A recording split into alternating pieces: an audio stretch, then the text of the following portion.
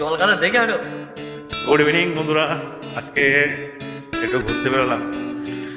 বেলায় ডিউটি শেষ হলো, তো কি করব, চলে এলাম একটু ঘুরতে। আমার সঙ্গে এই যে ভাই আছে সমর্গ, আর ভাই একটা ভাই আছে। তো যাই হোক, এর পরিবেশটা খুবই ভালো।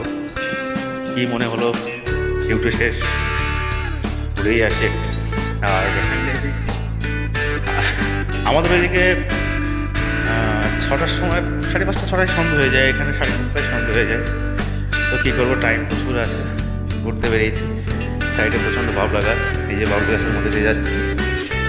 আর এগুলো হচ্ছে হোগলা বাগান, আর এগুলো হোগলা গাছই বলে।